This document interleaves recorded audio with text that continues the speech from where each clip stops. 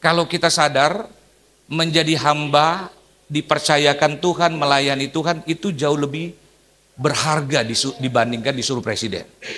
Tapi ada banyak di antara kita kan, sampai maaf menjelang matinya kita tuh cuman jadi jemaat yang dilayani terus.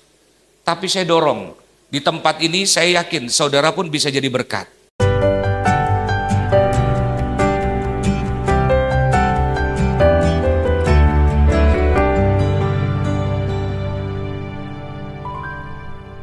Kita akan buka Alkitab kita.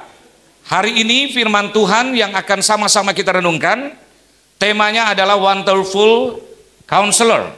Penasehat ajaib. Penasehat ajaib. Allah yang perkasa. Bisa tidak mainnya? Bapa yang kekal. Raja damai. Nah, itu lagunya. Dan saya yakin ada banyak di antara kita yang sebenarnya dari dulu punya niat hidup tuh baik. Saya yakin tidak ada orang yang lahir di dunia dengan niat jahat. Sejahat apapun orang tua, suatu kali saya pernah nonton serial, istri saya yang nonton. Lalu saya lihat istri saya tunggu terus. Saya lupa judulnya, yang main film itu sinetron Meriam Bellina. Jadi istri kan biasanya suka sinetron. Lalu saya bilang, ngapain sih nonton sinetron? Gitu kan, maksudnya jadi terikat. Istri saya lihat sambil kadang-kadang dia menangis gitu kan. Nah, akhirnya karena TV cuma satu, akhirnya saya nonton. Dan ceritanya ada seorang pelacur, dia itu berbuat jahat. Suatu kali dia membunuh seorang temannya dan akhirnya dia dipenjara.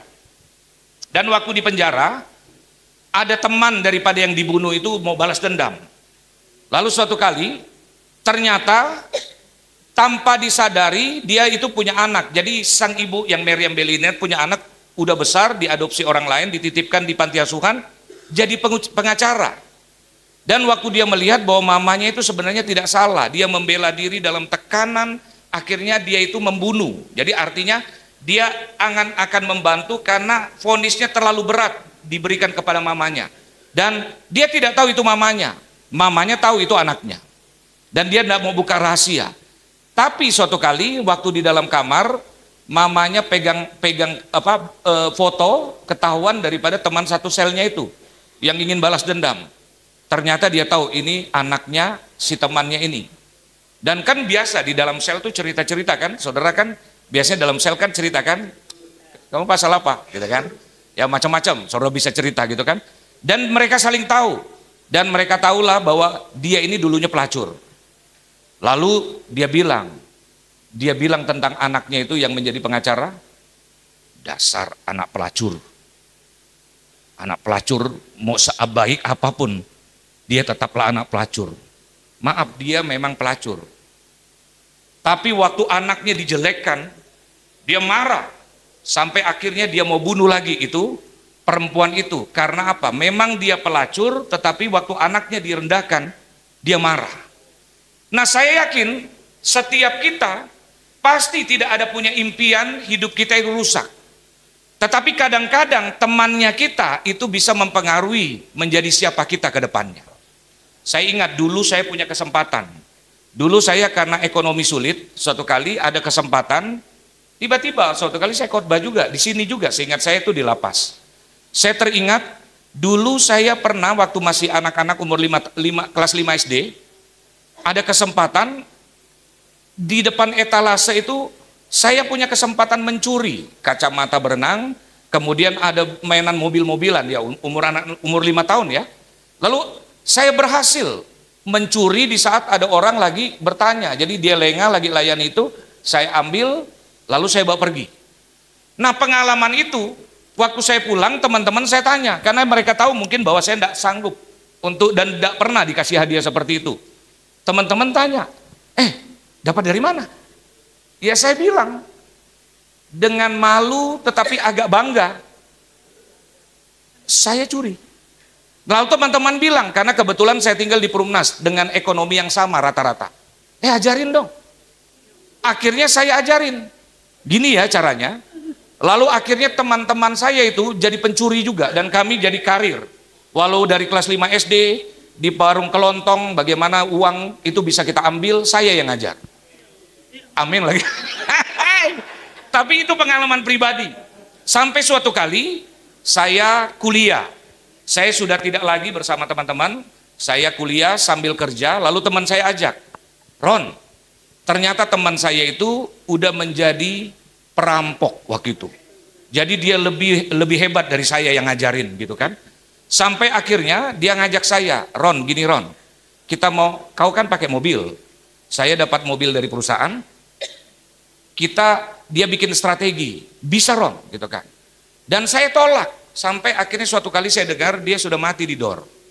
Waktu dia bikin perampokan di suatu daerah di Kalimantan Barat.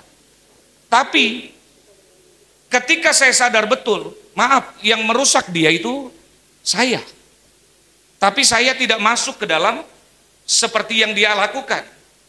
Dan teman saya mendapatkan teman seperti saya ini, maksudnya teman saya yang menjadi perampok yang mati itu menjadi seorang pencuri lalu menjadi perampok itu karena saya. Jadi saya sadar betul, ada banyak yang lebih jahat dari saya, maksudnya ada banyak orang yang lebih baik dari saya, tetapi hancur hidupnya karena saya. Pergaulan sangat menentukan siapa kita. Saudara di sini bisa bertobat, saudara di sini bisa menjadi lebih sungguh-sungguh, tetapi di tempat ini saudara juga bisa jadi terampil. Bagaimana caranya menjalankan ini lebih baik? Bagaimana misalnya bikin kejahatan ini dengan baik? Karena ilmu pengetahuan banyak muncul di sini. Betul kan, saudara-saudara?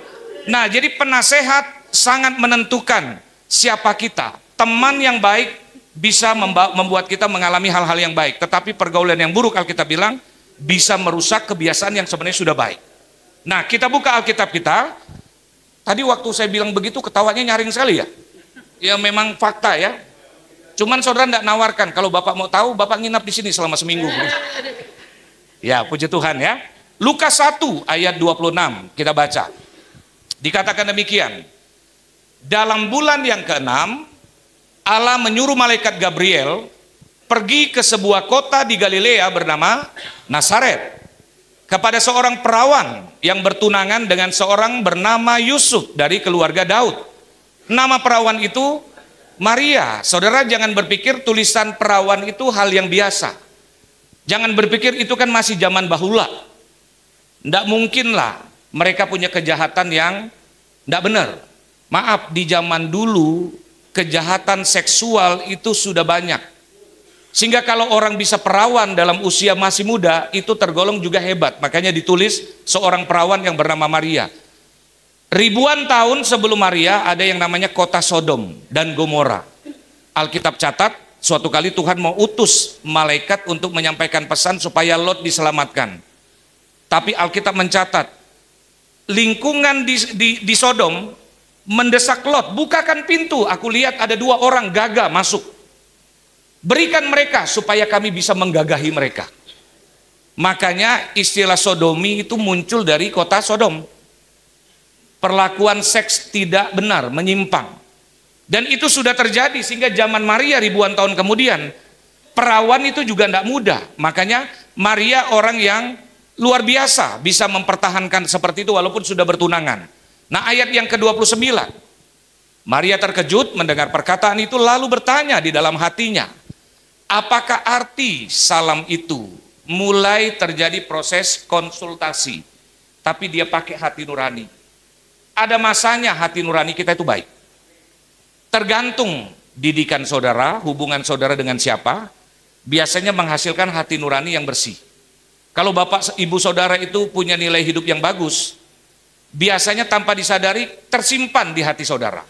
Saudara diam, saudara bisa merenung, bapak saya kok tidak pernah ngajarin saya begini, mama saya tidak seperti ini, tapi kenapa saya jadi begini ya? Itu hati nurani. Tapi hati nurani belum tentu benar. Kalau saudara bergaul dengan orang-orang yang tidak benar pun, sering kasih masukan-masukan yang tidak benar, hati nurani kita pun bisa muncul hal-hal yang buruk. Pokoknya saudara kalau misalnya mikir, tiba-tiba ada orang yang bilang hati nurani itu selalu baik, tidak benar. Karena kadang-kadang pun setan bisa masuk, sepertinya hati nurani yang bersih. Nah, Maria sedang bertanya dalam hatinya. Ayat yang berikutnya, Tuhan yang jawab lewat malaikat. Kata malaikat itu kepadanya, jangan takut hai Maria, sebab engkau beroleh kasih karunia di hadapan Allah. Sesungguhnya engkau akan mengandung dan akan melahirkan seorang anak laki-laki, dan hendaklah engkau menamai dia Yesus. Ia akan menjadi besar dan akan disebut anak Allah yang maha tinggi. Dan Tuhan Allah akan mengaruniakan kepadanya tahta Daud, bapa leluhurnya. Makanya lagunya, Yesus anak Daud. Ya. Dan ia akan menjadi raja atas kaum keturunan Yakub sampai selama-lamanya. Dan kerajaannya tidak akan berkesudahan. Lanjut, ayat yang ke-34. Kata Maria kepada malaikat itu, bagaimana hal itu mungkin terjadi? Karena aku belum bersuami. Nah, proses konsultasi, konseling mulai terus berlanjut. Dia mulai dapatkan pengalaman. Maaf, bisa yakin itu malaikat utusan sorga, itu tidak mudah juga, saudara. Tetapi lewat pengalaman tentu dianya hidupnya bersih, dia dekat dengan Tuhan, akhirnya dia bisa mengenal, oh ini suara Tuhan lewat malaikat. Walaupun Bapak Ibu saudara-saudara, mendengar suara Tuhan itu tidak mesti juga hidupnya bersih. Paulus seorang pembunuh, seorang yang merencanakan pembunuhan, bahkan suatu kali Tuhan mendatangi dia. Dan Tuhan bilang, Saulus, Saulus, mengapa engkau menganiaya aku? Artinya apa? Kalau Tuhan menghampiri kita, itu anugerah, bukan karena kita benar, bukan karena kita baik. Tadi saya cerita sama Pak siapa ya Pak? Saya cerita, ada teman saya polisi, dulu dari dia masih Kapolsek, dia ceritalah dulu hidupnya tidak benar. Sampai suatu kali dia diskors sampai akhirnya dia menjadi pemakai narkoba. Karena apa? Dulu dia membelikan narkoba untuk atasannya, lalu karena atasannya perintah, kau coba dulu. Dia pemakai juga. Sampai suatu kali dia ngalami suatu masa di mana akhirnya dia habis-habisan karena narkoba. Lalu tiba-tiba di Jakarta kejadiannya, dia tugas di Kalimantan. Di saat itu dia naik taksi, udah muter, dia lagi sakau, muter, dan akhirnya taksinya bilang begini, kamu mau kemana? Nanti saya bawa kau ke kantor polisi. Oh ya enggak apa-apa. Dalam sadarnya sedikit dia bilang, aku pun polisi. Dipikir mungkin sopir ini pikir ini orang stres. Lalu akhirnya dia diturunkan, kebetulan turunnya di Jalan Keramat Raya. Ya, saudara yang di Jakarta ngerti ya. Nah di situ ada sebuah gereja, di depannya ada salib. Itu pengakuan dia, pertama kali dia dilawat Tuhan. Tiba-tiba dia melihat di salib tersebut, itu dia lagi sakau, lagi berdosa tuh. Tiba-tiba namanya Audi. Dia dengar suara, dan dia tidak pernah dengar suara Tuhan. Ya namanya polisi, dan polisi yang tidak benar lagi, dia cerita dianya. Dia bilang, Audi, apa yang kau cari? Dia langsung tahu, walaupun belum pernah dengar suara Tuhan, langsung dia sadar ini suara Tuhan. Lalu dengan ketakutan suara itu ngulang lagi, Audi, apa yang kau cari? Di situ dia langsung terhenyak, dia sadar, dia nangis, lalu akhirnya dia pulang ke rumah pamannya. Pamannya ada di daerah Senen, kebetulan dekat. Lalu dia telepon saya, minta saya kunjungi. Tapi maksud saya gini, orang kalau boleh mendapatkan pengalaman spiritual, ya puji Tuhan. Tapi ada orang yang juga tidak ngalami itu bisa percaya, itu pun puji Tuhan. Ada orang ketika ditahan di tempat ini dia bersyukur. Tapi tidak semua orang meresponi seperti itu. Ada di antaranya yang tidak bisa berdamai, marah. Bahkan mungkin maaf, ada di antara saudara yang mungkin merasa korban. Saudara sudah rencanakan kalau saya keluar saya mau balas dendam. Ada orang yang mungkin seperti itu. Nah Maria, dia mendapatkan jawaban dari Tuhan bahwa dia akan mengandung. Tapi dia tanya, boleh waktu saudara-saudara begini di tempat ini, saudara tidak bisa terima. Kenapa saya begini? Menurut saya yang lebih jahat, yang jebloskan saya itu lebih jahat. Kenapa saya yang harus tanggung? Sama seperti Maria. Maria juga tanya, walaupun pertanyaannya berbeda, bagaimana mungkin? Sebab aku ini belum bersuami. Dan saudara pikir pergumulan saudara Maria itu gampang? Menurut saya sangat tidak gampang. Karena dalam konteks itu, dia kan punya impian. Dia punya impian, dia sebentar lagi menikah. Yang namanya mau menikah, maaf siapa yang di sini pernah menikah? Menikah loh, bukan kawin-kawin begitu ya. Menikah. Ya. Kalau yang namanya menikah itu kan menyenangkan. Dipersiapkan, tempatnya udah disiapkan, bajunya, keluarga udah nyambung, udah ngomong. Itu kan menyenangkan. Tiba-tiba Maria dikasih tahu, kau akan hamil. Kau akan bunting, istilahnya bahasanya. Dan kalau sampai hamil di luar nikah, dan saudara juga harus tahu, waktu itu orang Israel itu sedang dimarahi Tuhan. Sampai kurang lebih 400 tahun lamanya Tuhan tidak pernah mau bicara lagi. Tuhan tidak mau bicara kepada Israel, dia tidak pernah utus nabi, tidak ada pesan diberikan. Sehingga waktu itu orang tidak pernah lagi dengar suara Tuhan. Suara Tuhan pertama kali didengar setelah 400 tahun itu didengar oleh Zakaria. Yang dibilang anak istrimu Elisabeth akan mengandung. Yang awalnya dia tidak percaya. Lalu yang kedua Maria. Sehingga waktu dia mendengar, tentu dia berpikir, ini kan kita bacanya cepat. Tapi sangat mungkin Maria pikir gini, gimana mungkin kalau sampai saya hamil, Yusuf bisa terimakah? Bukankah kalau sampai saya hamil ada hukum yang namanya rajam pakai batu, saya dihukum sampai mati. Tetapi akhirnya malaikat menjawab. Mungkin saudara sedang ada dalam pertanyaan, dan malaikat jawab begini, ayat 35. Jawab malaikat itu kepadanya, Roh Kudus akan turun atasmu dan kuasa Allah yang Maha Tinggi akan menaungi engkau. Sebab itu anak yang akan kau lahir itu akan disebut kudus, anak Allah. Dan sesungguhnya Elisabeth sanakmu itu, ia pun sedang mengandung seorang anak laki-laki pada hari tuanya, dan inilah bulan yang ke-6 bagi dia yang disebut mandul itu. Jadi Tuhan kasih konfirmasi. Gini, Maria belum tahu Elisabeth itu hamil. Tapi di situ Tuhan kasih tahu, kau punya saudara yang sudah mandul, yang sudah tua, sekarang ini sudah mengandung 6 bulan. Dan makanya setelah mendengar ayat ini, kalau saudara baca ayat Alkitab secara lengkap, Maria pergi ke rumah Elisabeth. Dia ingin memastikan. Nah, ayat yang selanjutnya, sebab bagi Allah tidak ada yang mustahil. Kata Maria, sesungguhnya aku ini adalah hamba Tuhan. Jadilah padaku menurut perkataanmu itu. Lalu malaikat itu meninggalkan dia. Nah, sampai di sini saudara-saudara ayat Alkitab yang kita baca. Di sini menceritakan tentang Maria. Karena Maria waktu dia mendapatkan pesan, sebenarnya Maria adalah pribadi yang tidak mudah. Waktu dia pergi ke Elisabeth, Alkitab mencatat dia tinggal selama beberapa bulan. Saya tidak tahu apa yang terjadi. Sangat mungkin dia bergumul. Kalau saya pulang, saya kasih tahu Yusuf, apakah dia bisa terima? Kalau saya kasih tahu keluarga saya, apakah bisa terima? Tapi waktu dia datang kembali, maaf, perutnya sudah makin besar. Dan waktu Yusuf melihat, tentulah Yusuf, walaupun Alkitab bilang dia tulus, tidak bisa juga mudah menerima. Karena maaf, zaman dulu yang bisa mendengar pesan Tuhan itu nabi atau para imam. Imamnya pun cuma satu, imam besar. Kalau dia menyampaikan itu kepada Yusuf, belum tentu Yusuf percaya. Emangnya lu siapa? Lu nabi, lu imam besar.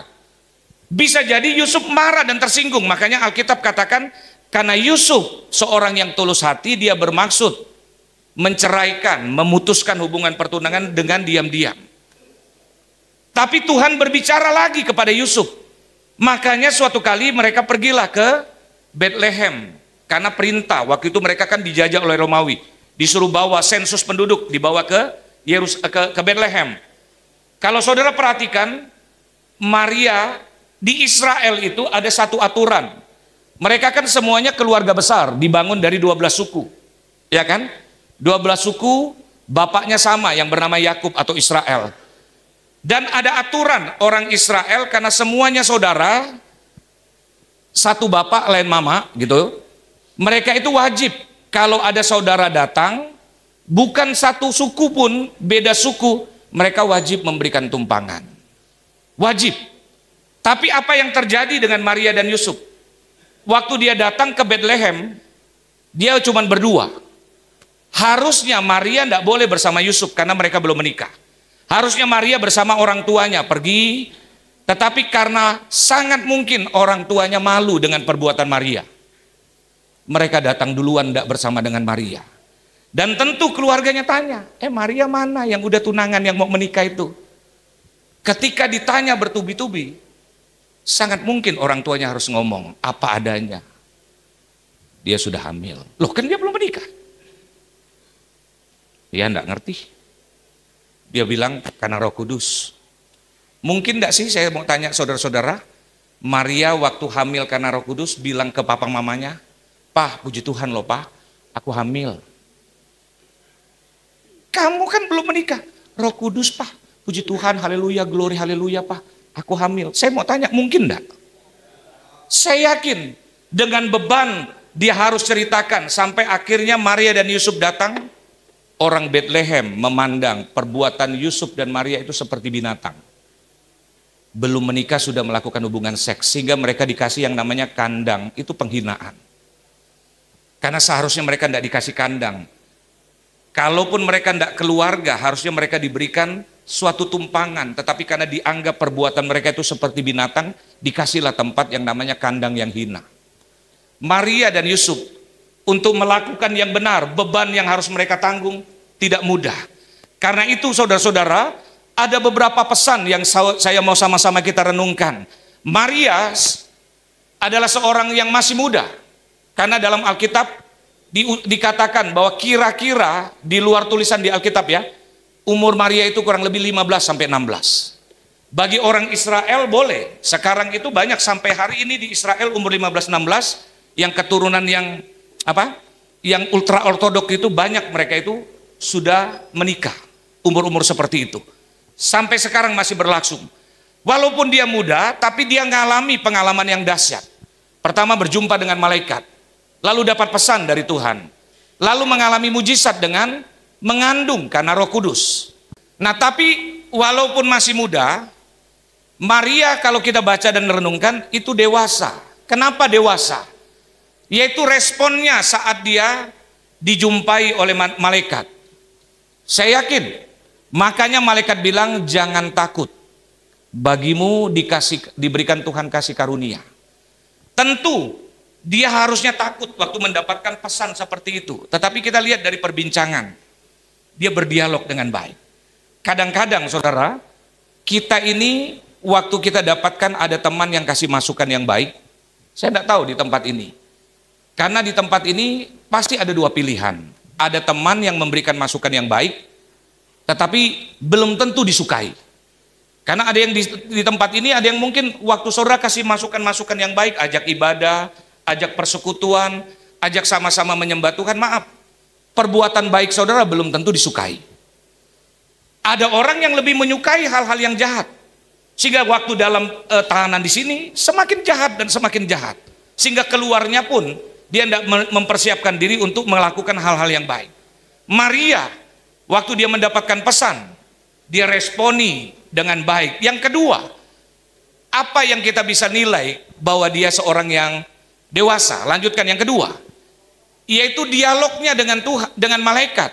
Waktu malaikat bilang jangan takut, sebab sesungguhnya engkau akan mengandung dan melahirkan seorang laki-laki, dan hendaklah engkau menamai dia Yesus.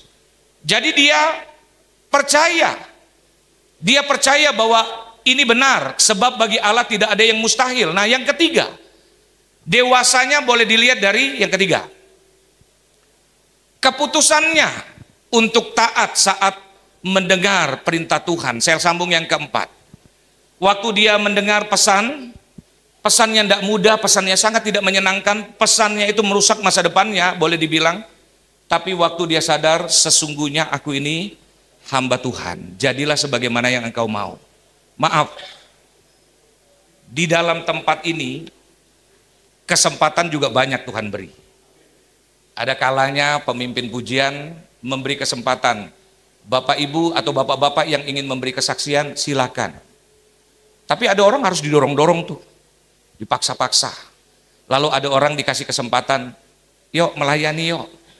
Melayani bukan cuma sekedar hanya mau jadi tamping lalu dapat fasilitas khusus, tapi melayani dengan kesadaran bahwa kita ini sadar betul ini kasih karunia Tuhan. Maaf ya, sampai saat ini saya tidak tahu, ada juga yang dipaksa-paksa, tidak mau, kamu aja gitu kan, tidak mau.